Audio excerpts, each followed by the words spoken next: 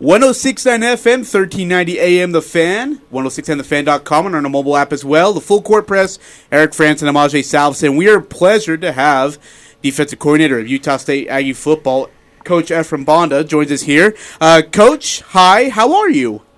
Doing excellent, doing great. Just a pound away, midway through spring ball. Installs are mounting up, and we're heading into our first spring scrimmage here around the corner, so doing well. Hey, Coach, I know you're not one to hang on to the past, but your magical season last year was incredible, led by your defense really in the final 3 weeks, especially the Mountain West Conference Championship and the bowl game as well.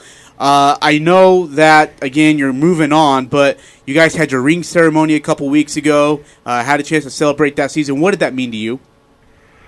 It was an opportunity, one, to just get everyone back in the same room. Unfortunately, after those big bowl games, there's a lot of celebration. If you win, there's a lot of celebration at the end.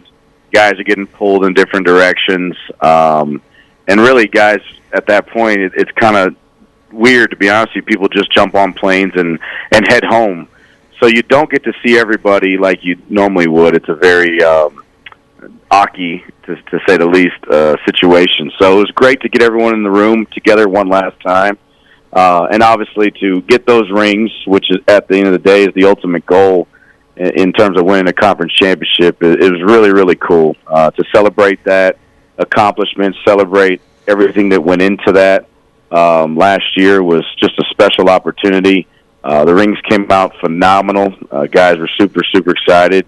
And it's something that, you get to kind of put a bow on it, and it'll go up in the rafters and in the trophy rooms and walls, forever. And that was, people will be really proud of what that looks like up on the walls. So it was a great opportunity, great night. I understand and recognize it's early in spring practices, and you still don't have your full complement of guys. You won't see that until the summer. But one of the things that we've been hearing back from some of the players is that there's a feeling that things are ahead of schedule. There's a feeling now that things are moving faster now compared to where they were a year ago, just because there's familiarity. People know you, the coaches, and what's going on. Would you echo that sentiment? Do you feel the same, that things are moving along better right now than they were a year ago? Yeah, definitely. We are able to move faster with the install. Guys are understanding the standard. We're spending less time on, just the basics, and guys are able to kind of move on in the book, if that makes sense. So definitely, I will say this: there's a group of guys that are still, essentially in year one, if that makes sense, in terms of learning and getting used to that. And that's a lot of the transfers and freshmen that have been here, and even guys that just didn't get to play a lot. But there's a group for sure. First, I would say especially the first group, the guys, the ones that are running out there right now, they definitely are ahead of schedule. They are, doing a great job of not making the same mistakes they made at this point last year, and are able to, move on. I will say as a coordinator, I've been able to take the next step in this defense and laying the next layers of this deal in year two, which anytime you get a year two or year three, you get to really open the playbook up and add to it. Last year was just really the first few chapters, but now we're able to really start adding chapters to it and make it a little more diverse and bring more multiplicity, different looks, and make it even harder for offenses, hopefully, this fall. You lose Nick Henninger, Justin Rice, two very veteran, great leadership kind of guys, made big plays for you. Who do you expect? I know you can't replace that, but who do you expect to try to come in and try to fill those holes as best as they can? We've talked about that as a staff and head coach as well. It may not be individually in terms of filling those holes. It's going to be collectively. With a group of guys, I think that we can still get the same production, but as a group, maybe not just one person like Nick Henninger or Justin Rice. I think it'll be a culmination of guys this year, which will be a little different. But definitely looking to, when I look at the DN position or losing Nick in terms of his production, I think, for us in that room, it will come, as a culmination of all those guys, obviously led by Byron Vaughns, guys who played a lot of ball for us, Pat Joyner last year. But now we need guys like, Addy to step up, and young guys like Anoka and Paul Fitzgerald. But the guy that's really kind of starting to shine is obviously our addition in Daniel, our transfer from Nevada. He's really done a really good job through the first few practices of showing what we hope he could do in being a really twitched up, great pass rusher. But what's been pleasing with him is just his physicality at the point of attack has reminded me of what Nick was able to do for us. So definitely going to be a culmination, but I'm starting to see guys separate themselves and, in the early stages of spring. So I'm excited, but I'm not done. We're not done in terms of adding to that room. We'll continue to find, other guys in the portal to see if we can add to the room at the end of the day. And really at linebacker, again, same kind of situation.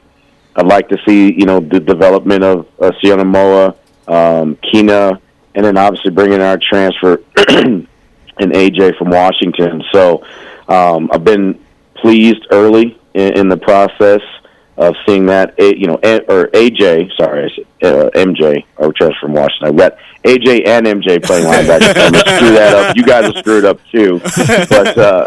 But seeing MJ come along and seeing the development of AJ Vongpachong has been pleasing. Coach, you hit on a lot of guys I was going to ask you about, so I'm going to move to the safety position. Generally, just you lost 5 of your top tacklers from a year ago, and as you've addressed, some of these other guys need to step up and fill those roles. But at the safety position, some guys that you see there, that's a position group that you have some special attention on. How's that developing so far? You know what? We have a lot of guys out in the safety room. With Dom Tatum still recovering, Monte McGarry, going through the shoulder deal, so he's been out. Both those guys are not practicing in spring. But it's actually obviously I want those guys to get healthy and get back. But I was actually excited because it was going to create opportunities for some other guys to come in and show what they could do through these 15 practices. So.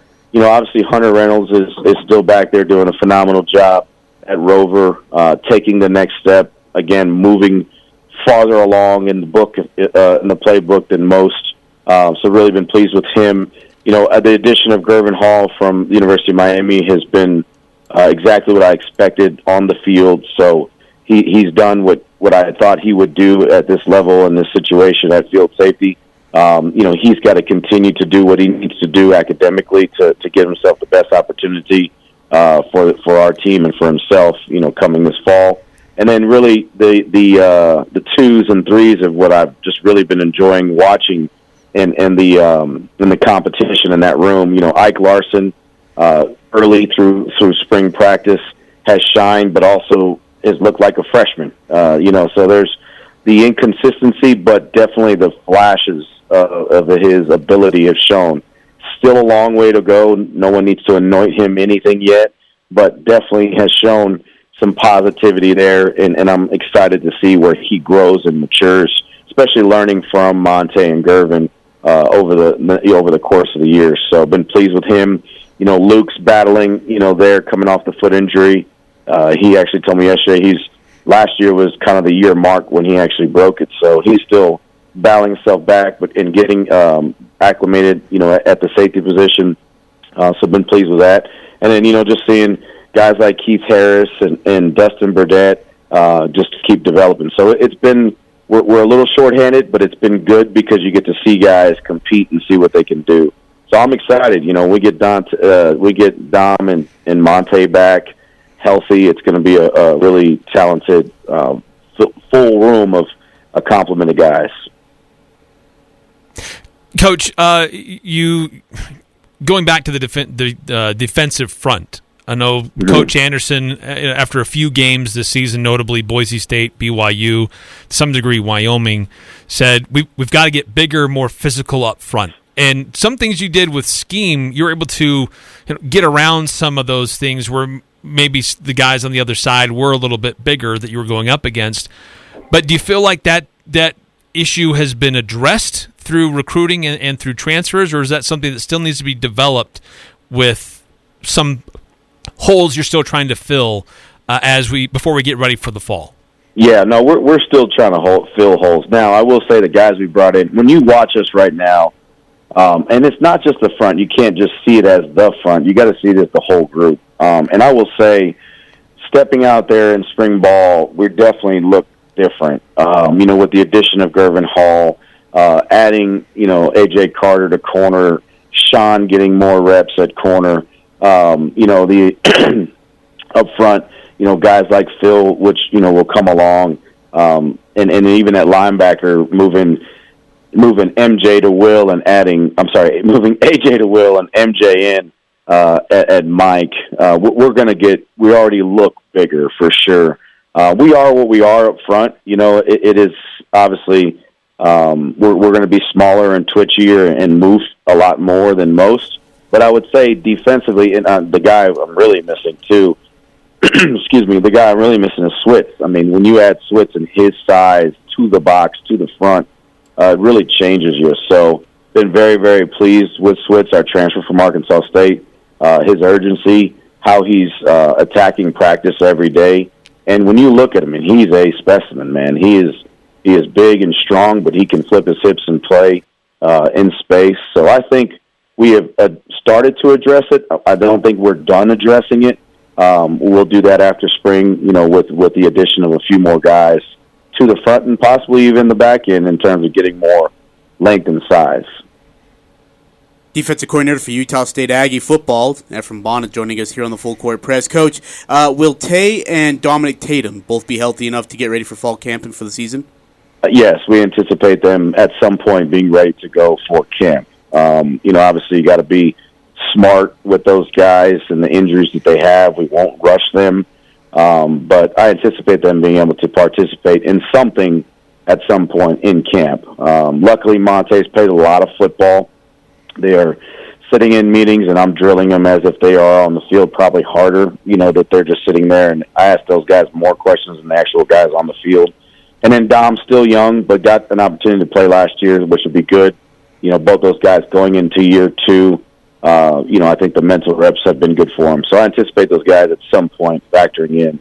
But again, we'll be smart and calculated, how and when we bring those guys back. Coach, with the loss of some guys, but the addition of some transfers, some really good transfers for your defense, do you change anything schematic-wise, or does everything stay as it was last year and you wrinkle in a couple new things? I think the addition of the guys that we do have, you are able to do a few different things. And really not only just the addition of the guys we have, but also the guys that have already been here, are farther along in the scheme, so you can add more to it. At Miami, when we got into year 2, year 3, year 4, we were able to add a lot more things to what we do and be more diverse and more. There was more multiplicity in what we were able to do because guys were just farther along. They were in year 2 and 3 of hearing the basics, and they were able to handle more. But in recruiting, you were able to bring the type of guys you wanted to in and change what you looked like. Now, at our core, we're still going to be who we're going to be. We're a 4 down front who gets vertical, who brings pressure, who makes it very, very hard on the offensive line and quarterbacks. We're still going to challenge. None of that's going to change. Just how we do that is what you're able to do as you move on in recruiting and in the development of the scheme. You've already alluded to this. We've mentioned Johnny Carter a few different times, and there's a lot being made about him moving positions a little bit. But as you're getting into practices and starting to evaluate how guys look and how well they're adapting, do you foresee any other position changes possibly? You're leaving that open that based on injury or just availability or who's moving along, that you might switch other guys just to fill holes or just to maximize their talent? Absolutely. No, I mean, absolutely. Bottom line is AJ, last year, his first real year of playing a lot of ball, showed up in some good situations. So when I see that, and just using AJ as an example, when I see a guy who is trying to do things right and take the next step, I'm going to find an opportunity for him to play more. And that goes for everybody. The goal this entire year will be find the best 11 and put them on the field together. And it's my job, our job as a staff, to figure out with the best 11, what can we do? And if that means we got to do A instead of B or B instead of A because these are the best 11, we will do that. So I will move guys around. We're not done with that right now. We're just kind of letting them getting comfortable with where they're currently playing, and then we'll figure out who the best are and adjust accordingly and move accordingly. Hey, Coach, I hope you don't mind me asking, but how's your boy Darian doing so far? He's doing good. He's still at Sam Houston, pounding away. He's really in his last semester of his senior year. He's going to push to try to graduate early and I guess really try to attack this profession. So, do you tell him not to do it? Do you tell him to try to stay away? He's too smart to be coaching football, but he wanted to stay in the family business. I'm proud of him. He started at an FCS level, and he's got an opportunity to do a lot of different things in a young in his career. Obviously, winning a national championship. He's surrounded by really great coaches and really great people out there. A really unique environment, great place. So. I told him that if he wanted to do this, he needed to do it at that level because he would find out, whether or not he really, really loved it. And he's done a great job, and I'm very, very proud of him. I hear a lot of great things out there, in terms of his work ethic, and very pleased with what he's done so far. And cannot wait to see him. I know me and Mom cannot wait to see him cross that stage with that college degree, which at the end of the day is the ultimate goal. Coach, one last question for me, and this is about Blake Anderson.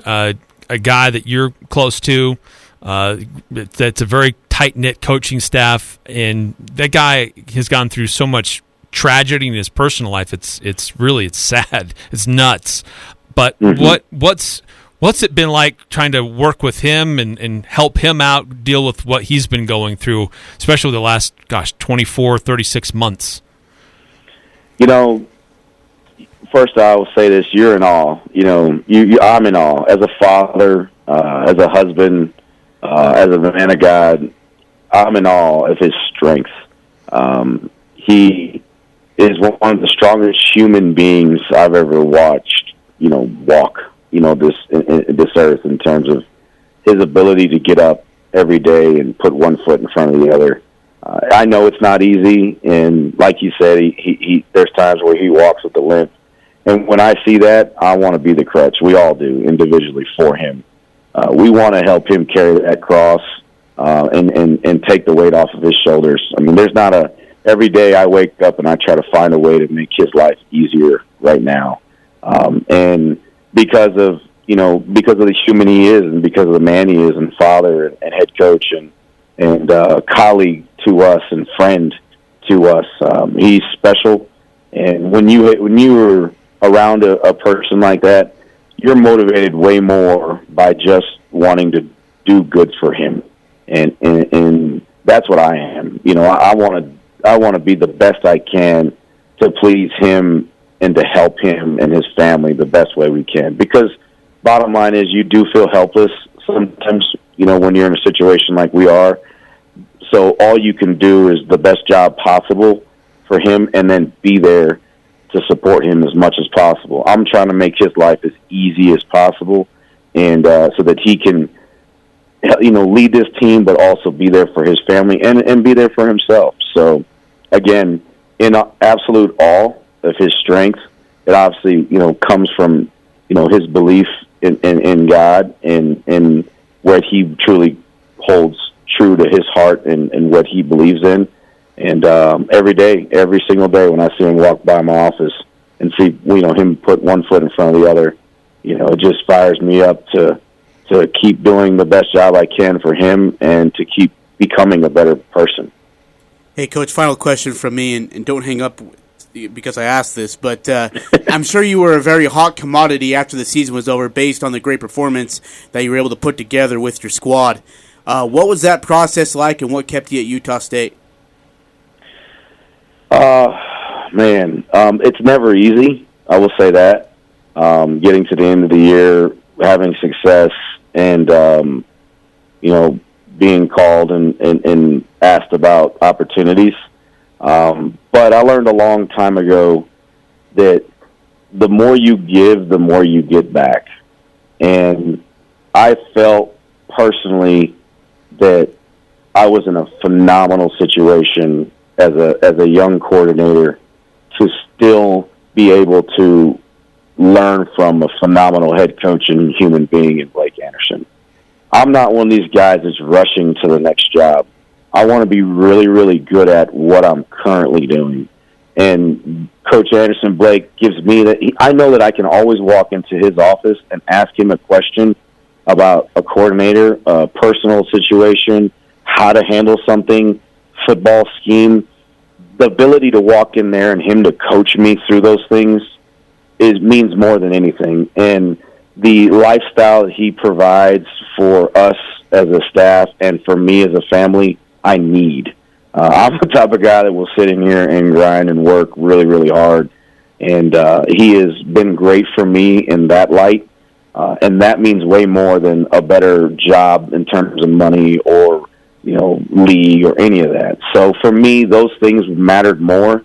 And then when you look at Utah State and you look at these amazing young men who are in the locker room, below, floor down from me right now, it's special. When you have a certain type of kid who is all in, who loves ball, who is not, jaded or lost in what's really important. When you have kids that know what's important, that are die hard, all in, that's a special situation that you cannot just walk away from, and you got to covet and enjoy while you have it. And then just the fan base, this place, Logan, being in an environment that really loves ball, that buys into college football and is so freaking supportive of what we do, it is really unique. You don't see this across the country. I'm telling you, man, I've been around and seen lots of different places. Logan, Cache Valley, the people who love Utah State are different than the rest of the country. And I've seen the blue bloods. I've seen the in-betweens. I've been, a lot of different places. It is a unique place that truly is special. And all those things that I'm talking about right now are what ultimately said, hey, this is where God wants me. This is where I need to be. This is where my family is happy. My wife is extremely happy. Her health is improved being here, and all that says, hey, be where your feet are, continue to do what you're doing, continue to pour into Logan, Cache Valley, Coach A, these kids, the staff, and when it's time to move on, it'll be time, but the time is not now. We have way more to accomplish here. Well, Coach, the feeling is mutual between Aggie Nation and yourself as well. We love you. We love your family and Crystal as well. It's good to have you here. It really is. Coach, thanks for your time. Greatly appreciate you. Wish Great you nothing stuff, but the Coach. best. We'll talk to you later on in the spring.